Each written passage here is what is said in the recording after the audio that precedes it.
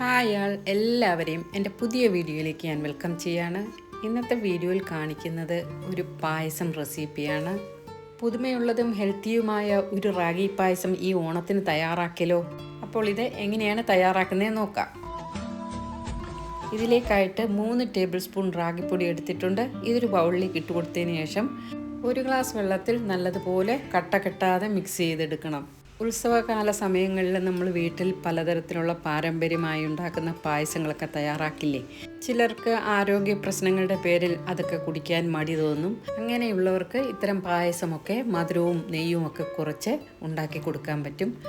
ഇതിലെ ചേരുവകളൊക്കെ നിയന്ത്രിച്ച് ഉണ്ടാക്കിയാൽ അവരും ഇതൊക്കെ കഴിക്കും. ഇതാ ഇവിടെ തയ്യാറായിട്ടുണ്ട്. ഇനി ലോ ഫ്ലെയിമിൽ വെച്ചൊരു പാനിലേക്ക് 1 സ്പൂൺ നെയ്യ് ഒഴിച്ചു കൊടുക്കാം. അതിലേക്ക് കുറച്ച് നട്ട്സൊക്കെ വറുത്തെടുക്കാനുണ്ട്. കുറച്ച് കാഷ്യൂ നട്ട്സ് ചേർത്ത് കൊടുത്തിട്ടുണ്ട്.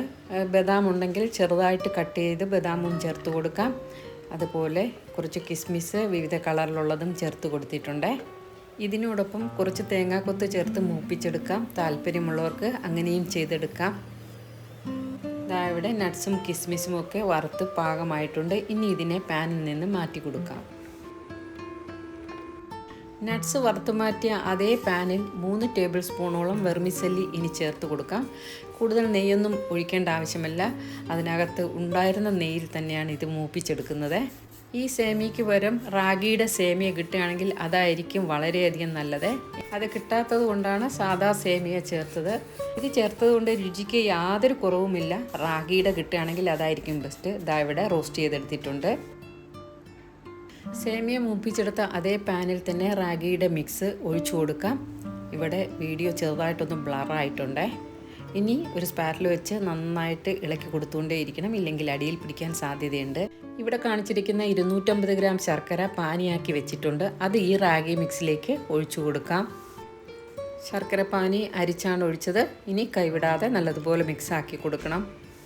വീഡിയോ കണ്ടുകൊണ്ടിരിക്കുന്നവരോട് സ്നേഹപൂർവ്വം ഓർമ്മിപ്പിക്കുകയാണ്, ഇഷ്ടപ്പെടുകയാണെങ്കിൽ ഒരു ലൈക്ക് തരാനും അതുപോലെ ഹൈപ്പ് ചെയ്യാനും മറക്കരുത്. പിന്നെ നിങ്ങളുടെ പ്രിയപ്പെട്ടവർക്ക് ഈ വീഡിയോ ഷെയർ ചെയ്ത് കൊടുക്കുകയും വേണം.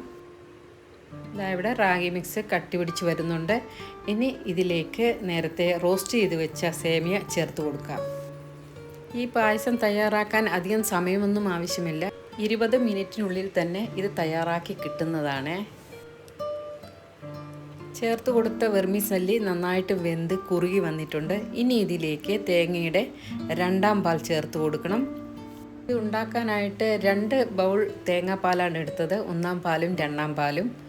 തേങ്ങാപ്പാലിന് പകരം പശുവിൻ പാൽ ചേർത്തും ഇത് തയ്യാറാക്കാം കേട്ടോ.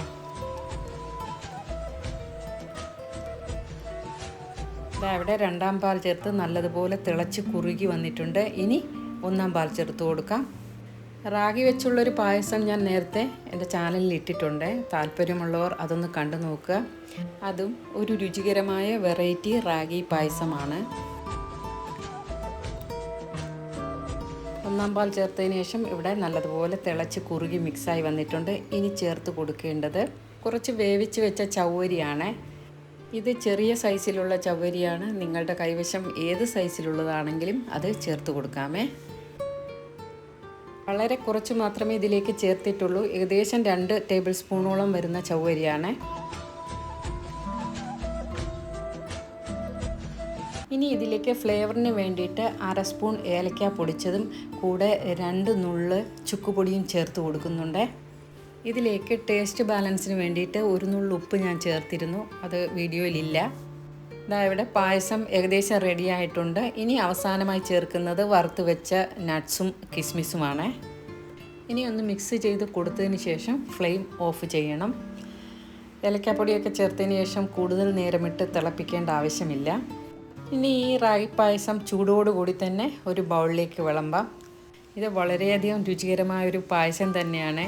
ആർക്ക് വേണമെങ്കിലും കുടിക്കാവുന്നതാണ്. അതുപോലെ ആഘോഷവേളകളിൽ മാത്രമല്ല എല്ലാ സമയത്തും ഈ പായസം ഉണ്ടാക്കി കഴിക്കാവുന്നതാണ്. ബൗളിൽ വിളമ്പിയതിന് ശേഷം കുറച്ച് നട്ട്സൊക്കെ ഞാൻ മാറ്റി വെച്ചിരുന്നു. ആ നട്ട്സും കിസ്മിസും ഒക്കെ ഇതിൻ്റെ മുകളിൽ ഇട്ട് ഡെക്കറേറ്റ് ചെയ്ത് കൊടുക്കുന്നുണ്ട്. ഇവിടെ രുചികരമായ റാഗി സേമിയ പായസം റെഡി ആയിട്ടുണ്ട്. ഈ ഓണത്തിന് ഒരു ചേഞ്ച് വേണമെന്നുള്ളവർ ഇതൊന്ന് തയ്യാറാക്കി നോക്കുക. ഇഷ്ടപ്പെട്ടവർ ഇതിൻ്റെ ഫീഡ്ബാക്ക് അറിയിക്കുക. അപ്പോൾ എല്ലാവർക്കും എൻ്റെ ഓണാശംസകൾ. പുതിയതായിട്ട് ആരെങ്കിലും എൻ്റെ വീഡിയോ കാണുന്നുണ്ടെങ്കിൽ നിങ്ങളുടെ സപ്പോർട്ടും പ്രതീക്ഷിച്ചുകൊണ്ട് അടുത്തൊരു പുതിയ വീഡിയോ വരുന്നത് വരെ എല്ലാവരോടും സ്നേഹത്തോടെ ബൈ.